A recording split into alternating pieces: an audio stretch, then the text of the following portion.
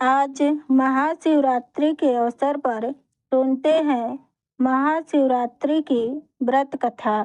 एक बार की बात है, पार्वती जी ने भगवान शंकर से पूछा, ऐसा कौन सा श्रेष्ठ व सरल व्रत पूजन है जिससे मृत्यु लोक के प्राणी आपकी कृपा प्राप्त कर लेते हैं। उत्तर में शिव जी ने पार्वती जी को शिवरात्रि के व्रत का विधान बताकर एक कथा सुनाई। शिव जी ने कहा, एक समय की बात है, एक बार चित्रभानु नाम का एक शिकारी था। वह पशुओं की हत्या करके अपने परिवार का पालन करता था और वो एक साहूकार का ऋणी भी था। लेकिन ऋण को समय पर न चुकाने से साहूकार क्रोधित हुआ और उसने उसको शिव मठ में बंदी बना लिया। संयोग से जिस दिन उसे बंदी बनाया गया उस दिन शिवरात्रि थी।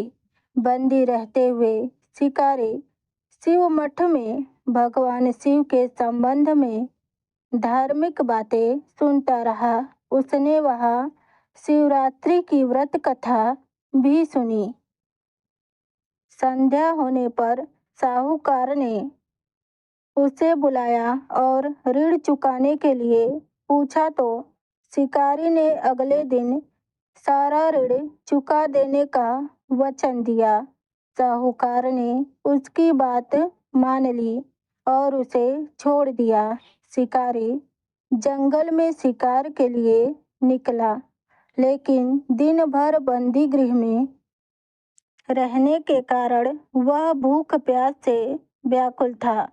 सूर्य अस्त हुआ और वह एक जलाशय के समीप गया। वहाँ जलाशय के किनारे एक पेड़ था।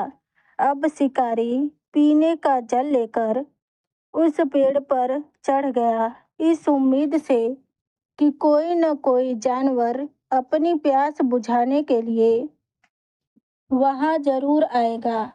वे पेड़ पर चढ़ गया।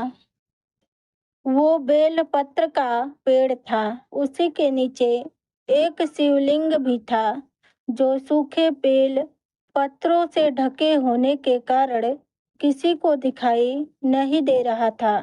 शिकारी को इस बात का पता न चला। वह भूख प्यास से थका हुआ उसी पर मचान बनाकर बैठ गया।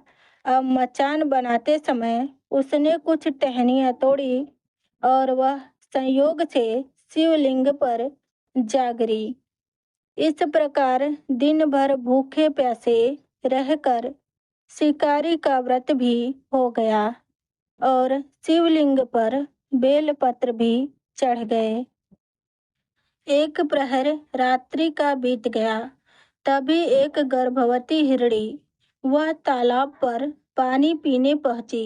शिकारी ने धनुष पर तीर चढ़ाकर जैसे ही प्रत्यंचा खींची, उसके हाथ के धक्के से कुछ पत्ते और जल की कुछ बूंदें नीचे गिरी, जहां पर शिवलिंग था, और अनजाने में ही शिकारी के पहले प्रहर की पूजा हो गई।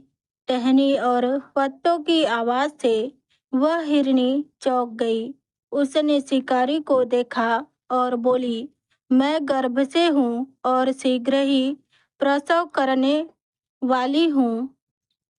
तुम एक साथ दो जीवों की हत्या करोगे, जो ठीक नहीं है।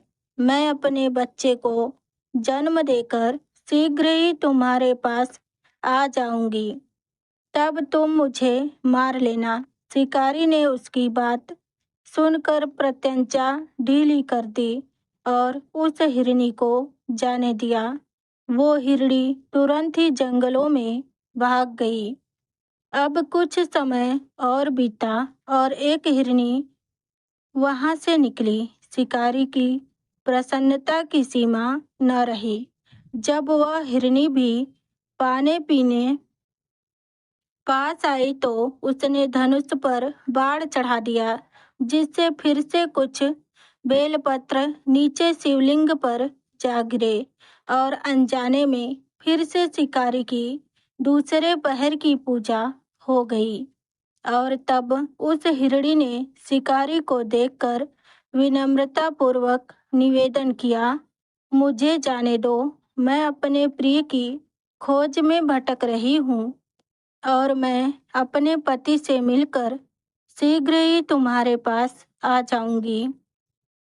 शिकारी ने उसका निवेदन सुनकर उसे भी जाने दिया। अब 2 बार शिकार खोकर वह निराश हो गया। अब रात्रि का आखिरी प्रहर बीत रहा था। तभी एक और हिरनी अपने बच्चों के साथ निकली। शिकारी ने उन्हें देखकर धनुष पर तीर चढ़ाया। जैसे ही तीर छोड़ने वाला था, वह हिरनी बोली, मुझे मत मारो, मैं इन बच्चों को उनके पिता के पास छोड़कर लौट आऊंगी। इस समय मुझे मत मारो, जब मैं वापस आऊंगी तो मुझे मार लेना। शिकारी हंसा और बोला, सामने आए शिकार को छोड़ दूं? मैं ऐसा मूर्ख नहीं। इससे पहले मैं 2 बार अपना शिकार छोड़ चुका हूँ। मेरे भी बच्चे भूख प्यास से तड़प रहे होंगे। मैं तुम्हारा शिकार उनके लिए कर रहा हूँ। इस पर हिरनी ने कहा, जैसे तुम्हें अपने बच्चों की ममता सता रही है, ठीक वैसे ही मुझे भी इनकी चिंता है। इसलिए मैं इन बच्चों के लिए थोड़ी देर के लिए जीवन दान मांग रही हूँ। मेरा विश्वास करो, मैं इन्हें इनके पिता के पास सौंपकर तुरंत ही चली आऊंगी। हिरनी का दीन स्वर सुनकर शिकारी को उस पर दया आ गई और उसने हिरनी को भी जाने दिया। अब शिकार के अभाव में बेलपत्र के पेड़ पर बैठा शिकारी बेलपत्र तोड़ तोड़ कर नीचे फेंकता जा रहा था। उसके इस तरह तीसरे पहर की पूजा भी स्वतः ही संपन्न हो गई। अब उसने देखा, एक हिष्ट-पुष्ट हिरण उसी रास्ते पर आया। शिकारी ने सोच लिया कि इसका शिकार तो वह अवश्य ही करेगा। शिकारी की तनी हुई प्रत्यंचा को देखकर वह हिरण दीन स्वर में बोला, भाई, यदि तुमने मेरे पहले आने वाली 3 मृग और उनके छोटे छोटे बच्चों को मार डाला है तो ऐसा करो, मुझे भी मार डालो, ताकि मुझे उनसे अलग होने का एक क्षण का भी दुख सहना न पड़े। मैं उन हिरणियों का पति हूँ और यदि तुमने उन्हें जीवन दान दिया है तो मुझे भी कुछ क्षण का जीवन दान देने की कृपा करो। मैं उनसे मिलकर तुम्हारे सामने उपस्थित हो जाऊंगा। हिरण की बात सुनकर शिकारी ने सारी कथा उस हिरण को सुना दी।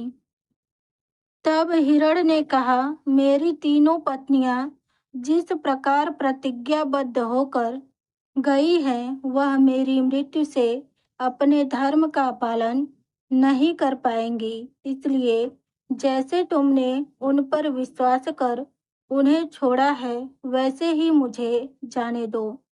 सब तुम्हारे सामने जल्दी ही उपस्थित हो जाएंगे। अब उपवास रात्रि जागरण और शिवलिंग पर बेलपत्र चढ़ाने से शिकारी का हिंसक हृदय निर्मल हो गया था और उसमें भगवत शक्ति का वास हो गया था। उसके हाथ से धनुष और बाण छूट गए और उसने मृग को जाने दिया। थोड़ी देर बाद वह हिरण अपने परिवार सहित शिकारी के सामने उपस्थित हो गया और शिकारी से कहने लगा, अब तुम हमारा शिकार कर लो। लेकिन जंगली पशुओं की ऐसी सत्यता, सात्विकता और सामूहिक प्रेम भावना को देखकर शिकारी को बहुत ग्लानि हुई और उसकी आंखों से आंसू झरने लगे। उसने हिरण के परिवार को न मारकर अपने कठोर हृदय को जीव हिंसा से हटा दिया और कोमल और दयालु बन गया। यह सब देवलोक से भगवान शिव देख रहे थे और उसके ऐसा करने पर वह उस पर प्रसन्न हुए और तत्काल ही उन्होंने उसे अपने दिव्य स्वरूप का दर्शन करवाया, साथ ही उसे सुख समृद्धि का वरदान देकर उसे गुह नाम प्रदान किया। यह वही गुह था जिसके साथ भगवान श्री राम ने मित्रता की थी। ओम नमः पार्वती पतये हर हर महादेव। आप सभी पर भोलेनाथ और माँ पार्वती की कृपा हमेशा बनी रहे।